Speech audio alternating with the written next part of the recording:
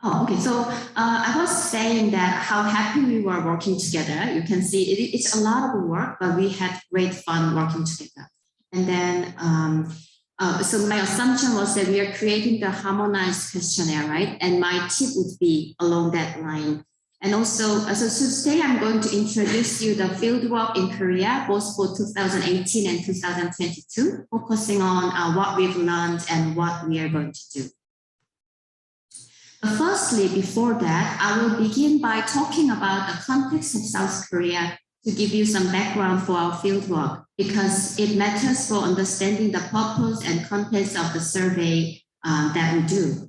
And Korea is now quite well known for its ultra low fertility rates and rapid population aging. And I would like to provide you a bit more closer look at it for about the first half of my presentation. So please do bear with me when I talk about the Korean context.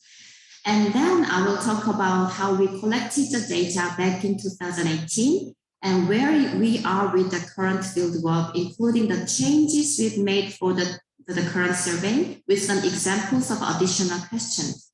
And lastly, I would like to share our experience of the actual fieldwork and data processing procedures with you. So this is Seoul, and so let's begin with the context. You know, Elizabeth King visited Seoul a couple of weeks ago, and she said that one of her Korean friends told her that people are worried about polar bear extinction, but Korean people might disappear first if this ultra low fertility rate continues. Of course, he was joking, I hope, but the figures is indeed striking. I'll show you. So last month, South Korea broke record for world lowest fertility rate again. And usually, you know, breaking a world record is a very good thing and we are very proud of it, but maybe not in this case, right? So South Korea's total fertility rate was 0.81 in last year, and it may decrease further. So I marked some of the countries, actually all of the countries, I added everybody in our project. And you can see that there's quite a difference between countries. If you see Senegal is 4.47, right? But in terms of the population trend, no one can be so sure whether the current level would persist. For instance, if we look at the figures in the 70s, we can see that Korea's fertility rate was actually 4.54, right? So within just half a century, Korea became the country with the world's lowest fertility rate from a country that was worried about having too many babies. And you know, my mother-in-law, she said she wasn't able to have her fourth child because the government threatened her to limit the sum support if there's more than 3 children in the household. So she gave up the idea of having the fourth one. And now we are called patriots if we have 2, let alone 3 children. So see how the big changes in Korea now. Such rapid transition in the age structure poses great challenges to Korean society. So at the moment, 17.5% of the population is aged over 65, but it is going to be almost half of the population in 2070. But it is going to be, and although the current and future older people are actually more healthier and more active, but it's inevitable with this big number that we face with increasing care burden. And according to WHO et al.'s estimation, community dwelling older people with long-term care needs in Korea are going to increase threefold, and the prevalence of care needs are projected to increase from 16.4 in last 2 years ago to 23.4% in 2067. So the demand for long-term care services as well as costs for elder care will increase rapidly. And the problem with Korea is we have so many people with one-person household. So we don't know yet how these people will be. So there's no community or family structure to rely on in the future, which is really scary. So far, we've looked at the population context of South Korea. So now I would like to very briefly introduce you the current care system in Korea. So firstly, the long-term care insurance system, which is a universal care system that provides formal and home visit care services for older people who need assistance to maintain daily life, was established in 2008. And according to the statistics in 2020, 11.1% of older people are receiving LTCI care service now. However, due to the rapid change we just saw, we are concerned about its sustainability. So the total LTCI expenditures are expected to increase from 0.54 to 4.2 by 2050. And the current LTCI system is not perfect, so it needs improvement. For instance, the service provision is heavily dependent on private facilities and agencies, so only 1.1% of providers were public in 2018. Why that's a problem? Well, because they are directly paid by the LTCI, but not very well monitored. So the money is disappearing in many places. So that's why there are many problems in terms of quality of care, as well as the poor working conditions, job insecurity, and low pay for paid care workers in Korea. And this in turn leads to the shortage in the number of paid care workers, despite the increasing demand.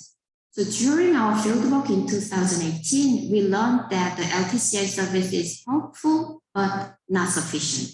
So we are facing with a big challenge that how to improve and sustain this system while dealing with the issue of cost, because we don't have money to support all this, and we feel this burden now because our health insurance went up very high within last 3 years. How about then the childcare? To deal with the issue of low fertility rate, Korean government has been implementing several childcare policies, including free childcare and early education services for children aged 0 to 5. So although there are some additional amounts of money that each household pays depending on the center or where you send your children, so it's basically free. So in 2019, over 80% of the children aged 0.5 were enrolled in early childhood and education and care, such as kindergarten, childcare centers. And so I think this can be one of the examples that some countries that yet to think about the system, whether it's helpful to have a free childcare or not, right? And if we exclude very young children aged below 2, the enrollment rate is around 90%. Yet this also is with a limited success because childcare workers suffer from low pay, long working hours, and intensive working environment. And also there's a care gap for children aged 6 to 12, which is primary school age children for Korea. For example, my son Yoon-kyung, who's with a very sleepy eyes over there, he's starting to go to school this year, and then he goes to school at 9 a.m. But when he comes home, he comes home around at 1:45 on some days, and in some days he just came home after 12:30. I have to pick him up at 12:30, and then where should he go afterwards while I'm working? Right. So it is one of the backgrounds that behind the Korean education fever. Like they say, oh, Korean people are so interested in education. We are investing so much. Yeah, but I have nowhere else to send him other than these private academic or sports institution. He will have fun, but I pay money. And so it's not just about passion, but care. So it also contributing to the decisions of Korean young people not to have many children or at all because it's costly. Therefore, in case of Korea, building a sustainable and good quality care system is essential to meet the challenges that we are facing. So for instance, here comes the female labor force participation. So improving care system can enhance Korean women's labor force participation, which can in turn mitigate the effect of population aging, because we are expecting to have the labor shortage very shortly. So And in Korea, care responsibility, as in Sri Lanka, is still highly gendered. So the M-shaped curve of the labor force participation rate across the age group demonstrates the effects of motherhood's penalty on Korean women's employment. As Hans and Martin, sitting over there, worked on the care work and the economic project, found out investing in care economy and care infrastructure actually can contribute to increase female labor force participation in Korea and also reduce the gender wage gap, and it in turn contributes to GDP growth. That's the figure, the number out of the, that's why Kisu was saying the GG model is important. And it was very well received actually by the policymakers because they started to listen to us because we were, Korea is very, like myself, growth-led driven people. And then they were tempted by the idea it's good for the economy. Yes, so to meet the challenges, we also need to build a better quality and sustainable care system. And it includes improving working conditions for paid care workers, recognizing the value of care work, but at the same time, finding ways to financially support and sustain the system, right? And also, Korea needs to build a better support system for informal family caregivers and to enhance work-family balance, including allowing greater flexibility for all workers. And Korea also needs to consider the implementation of migrant care worker system, bearing in mind that the policies must be inclusive. And to properly design and implement all of such policies, I think we must understand nature, context, and current arrangement of care work, as well as caregivers' burden and the well-being first, which actually leads us back to the importance of our projects and what we do, the care economies in context. So far, I've talked about the context of Korea in relation to care, and I know I'm speaking very fast when I'm nervous, so provide you some background of our field work. So now let's move on to how we actually collected data in 2018. I'm giving you this example because it demonstrates how we did it in the first place and how we are changing it. So in 2018, we were quite ambitious. So we wanted to understand the nature of care work in Korea, have a detailed picture of how care is arranged, and measure the experience and burden of caregivers and understand all the attitudes and meaning. And we also wanted to collect both quantitative and qualitative data. And I think many countries are in the same position that we had in 2018 because you're about to start this field work. You feel that, oh, I want to know this, and you feel like we can do everything. And we did quite, but not everything. So I think our experience can be some warning tip for you. And so we did do in-depth interviews on caregivers, paid and unpaid, for 90 cases.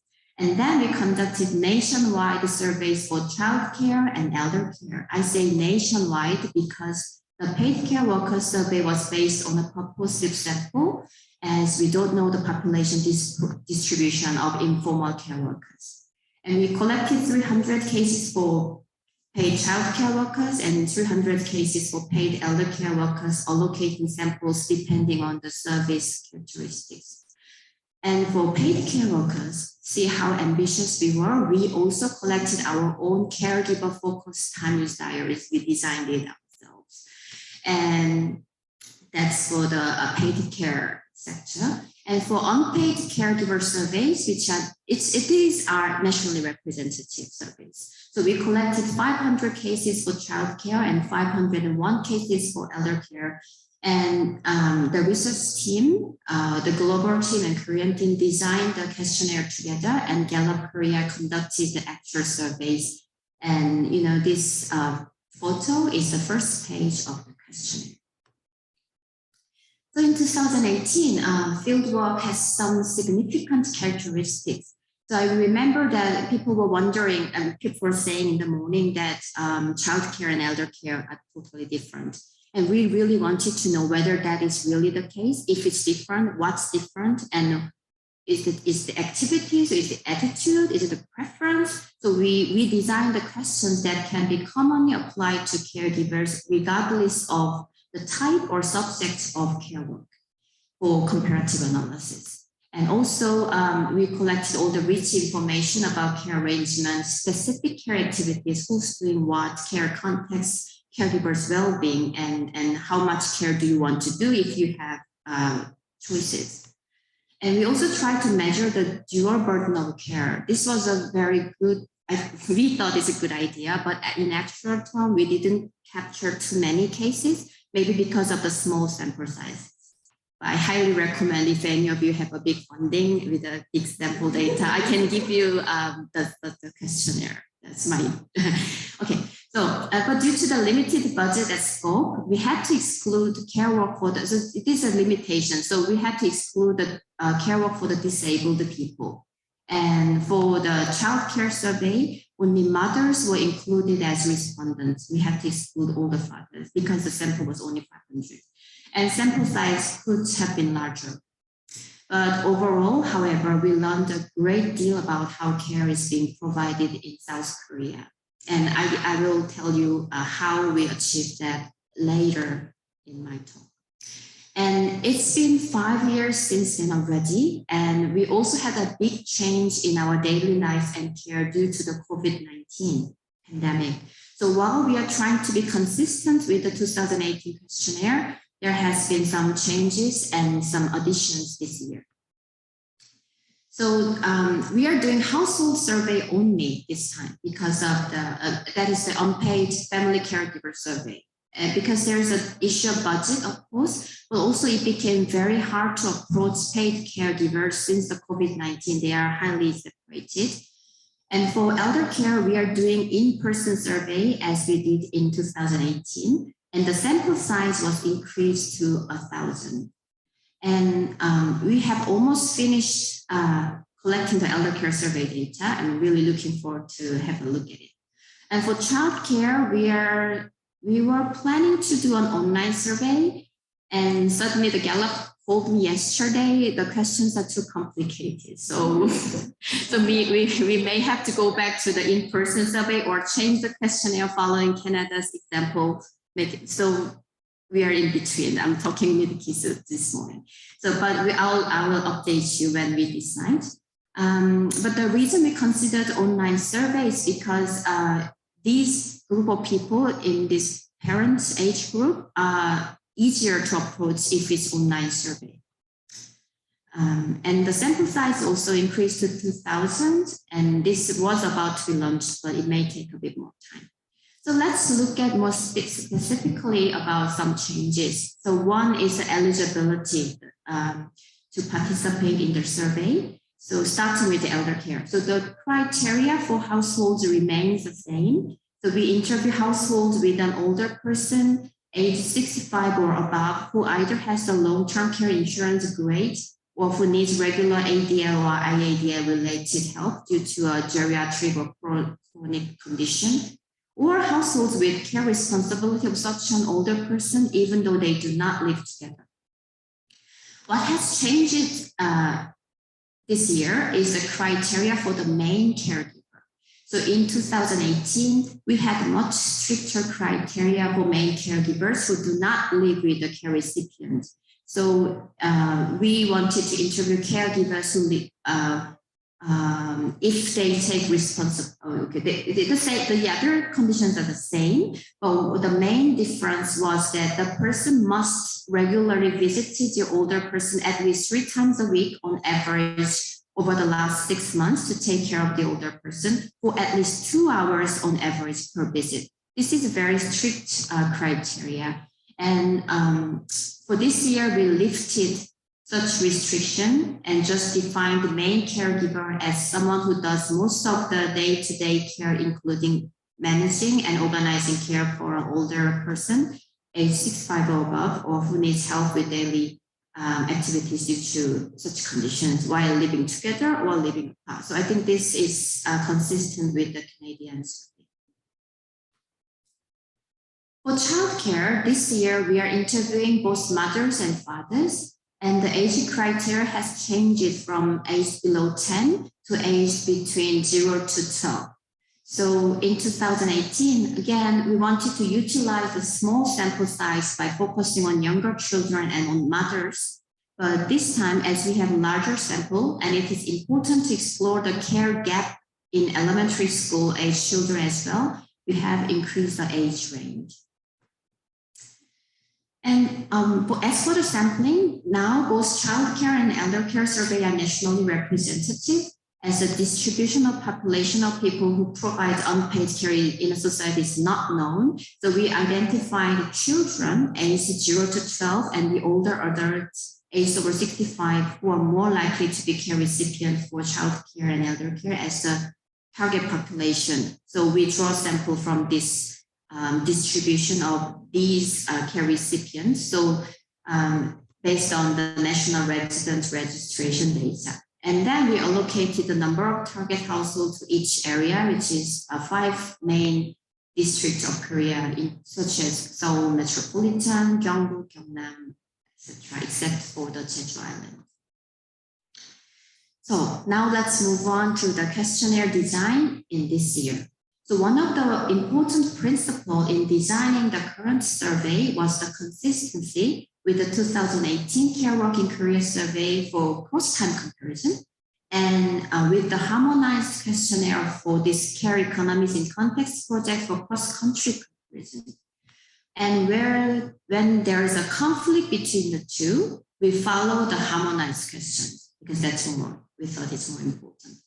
And so if you are comparing or referencing the 2018 data by any chance, and it is available if you apply to us, there's you have to be aware that there's some revision in the wording, categories, and additional questions in this year. So there's some difference. And one example is given here. So in 2018, we asked how much stress do you have taking care of the elderly person? And we had 5 categories of very stressful, slightly stressful, normal, etc. And in 2022, we followed the harmonized question and changed the wording and reduced the category to 4, starting from not at all stressful, somewhat stressful, stressful. And because if the categories do not match, it makes the comparative analysis and interpretation very, very difficult, and it gives disaster for the coder, whoever is going to do the harmonization. So change that. And we also have newly added section about caregiving experiences during the COVID-19 pandemic. So we are comparing before and after, before 2020 and now. And on Korean people's perspectives about international migrant care workers, because in Korea, migrant care workers are not, there's not like a law for migration care workers yet, but we are considering the implementation of the program. So that's why we added that. And we are going to share the Korean questionnaires with you. And I've marked questions that's not in the harmonized version in yellow in that distributed version. So in case if any of you would like to apply non-harmonized question in your country survey, you can refer to the yellow. Lastly, I would like to share our experience of fieldwork, procedures, and data processing with you. And I hope this is helpful to you for future data collection. And please do feel free to ask questions later in the discussion session. So this was the fieldwork procedures that we did, both for the 2018 and for now. So after designing the questionnaires and sampling, we did expert reviews on questionnaire. Then we ran some pilot interviews, followed by the revision of the questionnaire based on the feedback from the field. And there was a lot of complaints of being questions that too long, too many. So I think the advice that don't make it too rich may be something that you should bear in mind. But I would argue against it later on too. And